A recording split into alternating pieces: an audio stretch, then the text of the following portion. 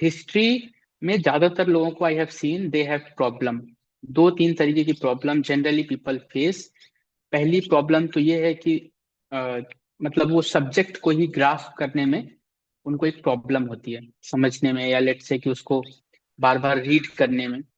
Secondly, with respect to date figures, है ना, whatever important facts, क्योंकि history क्या है, एक फैक्ट है ना, एक टाइम लाइन में बहुत सारे फैक्ट्स आपको जानने होंगे कि अकबर कब थे, तो उनके कंटेम्प्रेरी में कौन थे, फिर उनके साथ उनकी एक्टिविटीज हो या उनकी पॉलिसीज, जो भी है, बट वो एक टाइम लाइन बाउंड होती है सब चीजें, एंशियंट से लेके मॉडर्न तक में।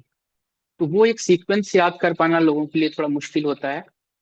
तीसरी चीज ये है कि जब हम पढ़ना चाहते भी हैं कुछ लोग, तो सही सोर्स नहीं चूज कर पाते, बहुत सारा कंफ्यूजन होता है। या लेट्स से कि सोर्स तो चूज किया है बट उस सोर्स को कैसे रीड करना है या किस तरीके से उस पर्टिकुलर टॉपिक को एग्जीक्यूट करना है, ये बेसिक तीन problems that I have seen in my coaching, और जो भी मैंने मेंटरशिप करी है over the years and from my friends and colleagues, सबसे जान के समझ के I have came to this conclusion कि ये बेसिक तीन प्रॉब्लम्स होती हैं जो कि विथ रेस्पेक्ट टू हिस्ट्री। अब हम इसमें क्या करेंगे, हम आपकी हेल्प कैसे करेंगे और आप इस सेशन से कैसे अपने लिए एक एडवांटेजियस पोजीशन अपने लिए बनाएंगे। ठीक है। पहली चीज तो ये कि हिस्ट्री, जो लोग नए हैं उनके लिए मैं बता दूं, चार पार्ट होंगे हिस्ट्री में। First is you will have ancient history, then modern, मतलब ancient, medieval, modern and art and culture का एक पार्ट रहता है। ठीक है। ज्यादातर क्वेश्चंस जो अभी तक आते रहे हैं वो आए हैं एंशियंट और मॉडर्न से। ठीक है। अगर 17 से 20 क्वेश्चन के आसपास क्वेश्चंस प्रीलिम्स में आते हैं, अराउंड 17 से लेके 20, समटाइम 21 भी हुए हैं, बट आप पकड़ लें 17 से 20 क्वेश्चन हिस्ट्री से आते हैं प्रीलिम्स में। उसमें around if you see, majority of the जो क्वेश्चंस होते हैं ना वो मॉडर्न और एंशियंट से हैं, और मेडाइवल से कभी दो, कभी तीन, कभी चार। 3-4 साल पहले एक बारी 4-5 क्वेश्चन आए थे, पर ज्यादा क्वेश्चन वहां से आते नहीं है। बट इसका मतलब ये नहीं है कि मेडाइवल का जो पार्ट है वो हम छोड़ के जाएंगे, क्योंकि मेडाइवल में भी कुछ एरियाज हैं विच आई विल टेल यू जब हम प्रोग्रेस करेंगे। उन एरियाज पे हम अगर स्ट्रेटेजिकली फोकस करेंगे तो हम उन एरियाज से भी आसानी से नंबर ला सकते हैं। अब हिस्ट्री में when there are three parts, तो एंशियंट की क्या सोर्स होगी, मेडाइवल में आपको क्या सोर्स रखनी चाहिए, मॉडर्न हिस्ट्री के लिए आपको क्या सोर्स रखनी चाहिए। ठीक है। पहली बात मैं सोर्स पे आता हूँ। सोर्स आपका जो होगा एंशंट का, वो एनसीईआरटी की ही बुक होगी, और आप दूसरी बुक नहीं पढ़िए। जो 11th क्लास की एनसीईआरटी है एंशंट इंडिया की, प्राचीन भारत की, आप केवल उसी को चूज करें। ठीक है। अब उसमें एक कंफ्यूजन है, नई वाली चूज करें कि ओल्ड वाली चूज करें। ठीक है।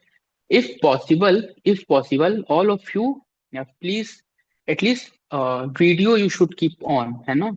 अगर आप ऐसी कोई जगह पे नहीं है कि जहां से आप ऑन नहीं कर सकते, लेट से कि किसी और के घर पे या समवेयर एल्स, तो आप at least keep your video on, because it's an interaction. और हम जो नेक्स्ट 1 ईयर के प्रोसेस के लिए प्रोसीड कर रहे हैं, there we will be learning also, और वहां पर हम अपना एक पर्सनैलिटी भी डेवलप करेंगे, और वहां पर हम बाकी स्किल सेट भी अपनी डेवलप करेंगे, सो दैट हम थ्रू एंड थ्रू इस एग्जाम में निकल पाए। हिस्ट्री की जो सोर्स बुक है हम उस पर बात कर रहे हैं। With respect to ancient history, ये कंफ्यूजन होता है कि हम नई पढ़ें कि ओल्ड वाली पढ़ें, न्यू एनसीईआरटी लें हम या ओल्ड वाली एनसीईआरटी पढ़ें। दूसरा कंफ्यूजन ये होता है कि हम क्या सिक्स से पढ़ें, सेवन्थ से पढ़ें, इलेवेंथ की पढ़ें, ट्वेल्थ की पढ़ें, कि उपिंदर सिंह पढ़ें, कि कौन सी किताब पढ़ें। अभी मैं जो आपको बताने जा रहा हूँ with respect to ancient history, आप इसको ऐसे सिंगल सोर्स आप समझ सकते हैं और उस पर प्रोसीड कर सकते हैं। टाइम एंड टेस्टेड है, उससे मार्क्स आए हुए हैं, उससे लोग सेलेक्ट हुए हैं। ओके। सो एंशियंट हिस्ट्री के लिए एनसीईआरटी इज सफिशियंट। कौन सी एनसीईआरटी? देखो, दो तरीके के एनसीईआरटी हैं, new and old one. New पढ़ना जरूरी है, बिल्कुल जरूरी है। क्यों? क्योंकि न्यू में बहुत सारी कभी कभी न्यू इंफॉर्मेशंस आ रही हैं, जैसे अभी हिस्ट्री चेंज हो रही है ना, new government is making some changes with respect to the curriculum, और नया फैक्ट्स, डेटा, फिगर्स कुछ आ रहा है उस पर, ठीक है। वहां से कभी कुछ क्वेश्चंस आ सकते हैं, इसलिए न्यू एनसीईआरटी एब्सोल्युटली इंपॉर्टेंट है। वहां पर जो इमेजेस हैं, वहां पर जो टाइमलाइन है, वहां पे जो मैप्स हैं, वहां पे जो फैक्ट्स हैं, वो वहां से क्वेश्चंस बन सकते हैं। तो इसलिए न्यू वाली एनसीईआरटी पढ़नी है। तो क्या न्यू वाली एनसीईआरटी पढ़ने से सारा काम बन जाएगा? बिल्कुल नहीं बनेगा, ठीक है। क्यों? क्योंकि वो उतनी लंबी स्टोरी आती नहीं उसमें, मतलब they will simply give a crux of the thing, जिससे आपको एक मतलब आपको हल्की एक आदत पड़ जाएगी जानने की, और आप कुछ इंपॉर्टेंट फैक्ट्स के बारे में जान पाएंगे। बट जो थोड़ी ओल्ड वाली एनसीईआरटी थी, उसमें क्या था कि स्टोरी को बिल्डअप किया गया, और बहुत सारा इंफॉर्मेशन भी दी गई है, और बहुत सारे सोसाइटल चेंजेस एंड सो। वो ज्यादा इंपॉर्टेंट होती है मेंस के पॉइंट ऑफ व्यू से। अनलेस एंड अनटिल आप वो रीड नहीं करे रहेंगे, तो वहां पर आपको लिखने में बहुत प्रॉब्लम होती है मेंस के पार्ट में, ठीक है। तो तरीका क्या होना चाहिए? तरीका ये होना चाहिए कि opt for the old NCERT, और उसमें आप टॉपिक बाय टॉपिक आप पढ़ें, उसको खत्म करें और पूरी बुक पढ़ लें। एक साथ मत पढ़ें, उसको पढ़ के और विथ ओल्ड एनसीईआरटी आप अपनी हिस्ट्री को कंप्लीट कर लें, ठीक है। मतलब only reading old NCERT you should be, जब आपका एक या दो रीडिंग हो जाए उसकी, और उसके थ्रू आप कुछ क्वेश्चन सॉल्व कर चुके हो, तो देन यू अंडरस्टैंड कि आपकी प्रिपरेशन ठीक है, मैंने कर ली, मेरा कुछ इतना पार्ट था। Now you go to the new NCERT. अब उस न्यू एनसीईआरटी अगर आप लोगों ने देखी होगी तो बहुत पतली पतली है ना, और बहुत सरल भाषा में लिखी हुई है, पतली है, इमेजेस बहुत सारे हैं, डायग्राम्स बहुत सारे हैं, तो कंटेंट कम है, लेकिन इंफॉर्मेशन लेकिन वहां पर कुछ है।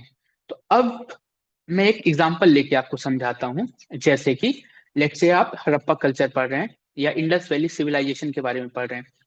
जब आप ओल्ड एनसीईआरटी में पढ़ेंगे, 11th क्लास वाली जो है, तो जब आप उसके बारे में पढ़ेंगे तो वो सारी स्टार्टिंग से, प्री हड़प्पन फेज से, है ना, जो वहां से स्टार्ट होगा, सारा कुछ चलेगा, एंड देन उसका डिक्लाइन कैसे हुआ, वो एंड कैसे हुआ, और वो उसके बाद वो इस तरीके की कहीं भी सिविलाइजेशन नहीं मिली, ऐसे ऐसे करके वो बता देगा। बीच में पूरी इंफॉर्मेशन सारी एकदम पैक्ड है, मतलब पैक्ड विथ इंफॉर्मेशन है वो बुक। तो दिस इज डन। अब आपने ये कर लिया। लेटर जब आपका ये हो जाए, तो फिर आप न्यू एनसीईआरटी जब ऑप्ट करेंगे, उसमें इसी का ही 30% चीजें हैं, मतलब शॉर्ट फॉर्म में, मतलब ऐसे सोचें कि आपकी समरी टाइप की है वो, है ना, छोटे ही पोर्शन में लिखी हुई है। लेकिन इंपॉर्टेंट क्या है, अगर पुरानी एनसीईआरटी में मैप्स नहीं है बराबर, और टाइमलाइंस नहीं है इस तरीके से, इमेजेस के नीचे कुछ इंफॉर्मेशन है इस तरीके से, वो वहां पे कुछ ऐसे इंफॉर्मेशन है नहीं, तो जब वो नए वाली एनसीईआरटी में आप देखेंगे, वहां से आपको वो याद करना होगा। ऐसा मैं क्यों कह रहा हूं? ओवर द इयर्स ये देखा गया है कि जो न्यू एनसीईआरटी में जहां पर भी मैप्स दिए हुए हैं, जहां पे टाइमलाइन दी हुई है, वहां से क्वेश्चंस आए हुए हैं, पूरे बुक के कंटेंट से नहीं आ रहा है। अगर मैप में एक एग्जांपल, चंद्र केतुगढ़ करके एक जगह है, ठीक है, उड़ीसा के पास है चंद्र केतुगढ़। अगर आप एनसीईआरटी पढ़ेंगे, तो आपको एनसीईआरटी में कहीं लिखा नहीं मिलेगा वो, लेकिन आप वो मैप देखेंगे ना, तो वहां पे एक मैप में सिर्फ चंद्र, मतलब एक चंद्रकेतुगढ़ लिखा, मतलब लिखा हुआ है, ये भी नहीं लिखा है कहाँ पर है। तो मैप देख के ये पता चलता है कि हाँ ये उड़ीसा में, आंध्रा के पास है, क्योंकि मैप तो हमें पता चल जाएगा ना कि आंध्रा का एरिया है कि उड़ीसा का एरिया है। सिर्फ उतने ही इंफॉर्मेशन से UPSC has asked matchup, match करने के लिए वो क्वेश्चन पूछा था, ये कहाँ पर होगा। समझ रहे हैं बात को? इसी तरीके से जैसे आप सूफी सेंट्स वाले में, सोशल रिफॉर्मर्स वाले में, 12th 13th सेंचुरी के जो रिफॉर्मर्स हैं, उनके बारे में जब पढ़ेंगे, तो आप देखेंगे एक टाइम लाइन दी हुई है, ठीक है, कि नानक कब थे, मीराबाई कब थी, सो एंड सो, तुलसीदास, XYZ, जितने भी सोशल रिफॉर्मर्स हैं ना, भक्ति सेंट्स ऐसे कहना चाहिए, उनकी एक टाइम लाइन दी हुई है। कई बार क्वेश्चन उस टाइम लाइन से पूछा गया है। कैसे पूछा गया है? या तो कोई इंफॉर्मेशन दे देगा, और वहां पर बोल देगा he was contemporary to Akbar, ठीक है। बट अगर आपको टाइमलाइन पता है कि Akbar in the 16th century में है, ठीक है, 16th 1556 से लेके 1605 के पीरियड में, ये हमें पता है, हमने ये पढ़ा है, इंफॉर्मेशन यहाँ से ड्रॉ करी। और वो देखा कि उस टाइम लाइन में अगर लेट से बासा वन्ना लिखा है कि बासा वन्ना इज कॉन्टेम्पररी टू अकबर, तो क्या है, बासा वन्ना तो 12th सेंचुरी के हैं, वो कर्नाटक के सेंट हैं, ठीक है, शेवाइट सेंट हैं, ठीक है। तो अब हम वहां से क्या ड्रॉ कर पा रहे हैं, एक आदमी 12th सेंचुरी का है लेकिन Akbar is from 16th century, तो दे आर नॉट कॉन्टेम्पररी। समझ रहे, आ रही बात समझ में Tanvi, are you getting it my point? Fine, ठीक है। सो इस तरीके से फिर किस तरीके से क्वेश्चन आए, क्वेश्चन इस तरीके से आए कि चार सेंट्स को दे दिया, उनकी क्रोनोलॉजी लगाए फ्रॉम दी, मतलब कि कौन पहले है और कौन लेटर पार्ट में है, ठीक है। तीसरा क्वेश्चन क्या आएगा, लेट से शंकर देवा है, शंकर देवा एक सेंट है फ्रॉम नॉर्थ ईस्टर्न इंडिया, ठीक है, असम के पास से। ही वॉज ए पॉलीमैथ, बहुत सारे एरियाज में उन्होंने काम किया है, रिलीजन से लेके आर्ट से लेके temple buildup so and so, सारे कुछ पे उन्होंने काम किया है। It's a prominent figure in ये। तो नॉर्थ ईस्ट में कोई प्रोमिनेंट फिगर है या प्रोमिनेंट कोई चीज है, very very important with respect to the UPSC exam, okay. तो अगेन, तो उन पे क्वेश्चन आया कि लेट से कि एक क्वेश्चन था सिमिलरली, लेट से टेक कि बासावन्ना का एग्जांपल, कि बासावन्ना इसे शेवाइट सेंट है ना, कर्नाटक में ही उनका एक्टिविटी था, सो एंड सो उन्होंने दिया। फिर सेकंड ऑप्शन उसने दिया, सेकंड लाइन यूपीएससी ने दी कि शंकर देवा वास फ्रॉम असम और ही वास ए वैष्णवाइट सेंट, है ना, ये दो। तीसरी स्टेटमेंट उसने दी Basavanna and Basavanna and this one Shankar Deva are contemporary. अब देखो इन्फॉर्म, जब आप पढ़ोगे तो आप कैसे पढ़ोगे, एक बार बासावन्ना के लिए पढ़ लोगे, एक बार शंकर देवा के लिए पढ़ लोगे, एक बार तुलसीदास, एक बार रामनंदा, ऐसे पीसेस में पढ़ते हैं हम, बिट्स एंड पीसेस में, फ्रेगमेंटेड तरीके से हम पढ़ते हैं। लेकिन यूपीएससी कैसे पूछता है, उसी नॉलेज का आप एप्लीकेशन कैसे करते हैं। यहाँ समझ में आया क्या यूपीएससी किस तरीके से एग्जाम को एक ज्यादा क्वालिटी बना देता है, और इसलिए लोगों को टफ लगता है कि यार हम जानते तो थे लेकिन हमको कंफ्यूजन हो रहा था एग्जाम सेंटर, एग्जाम हॉल में। अंडरस्टैंडिंग। तो दो इंफॉर्मेशन है, अब आपको ये तीनों चीज जाननी जरूरी है कि बासावन्ना क्या शेवाइट थे, अलवर थे, या किसके उपासक थे, शक्ति के उपासक थे, किसके थे। शंकर देव किसकी पूजा करते थे, मतलब लेट से क्यों, किस पद्धति के थे, वैष्णवाइट थे, शेवाइट थे, अलवर थे, या क्या थे, जो भी, ठीक है। क्या ये दोनों कॉन्टेम्पररी हैं, तो वो कॉन्टेम्पररी वाला इफ यू कैन सी वो लिस्ट से कर सकते हो। तो होता क्या है मोस्ट ऑफ द टाइम, अभी तक यही होता रहा है कि अगर वो लिस्ट को आप पकड़ लेते हैं ना कि हाँ ये गलत है, कि एक एक स्टेटमेंट अगर आप पकड़ लेते हैं, जो यूपीएससी चाहता है कि आप इसको तो एटलीस्ट पकड़ लें कि ये स्टेटमेंट गलत है, जैसे ही आपने वो स्टेटमेंट पकड़ा, आपका अगर ऑप्शन चेक करोगे चारों, तो आपका आंसर भी लगभग आता रहेगा वहां पर।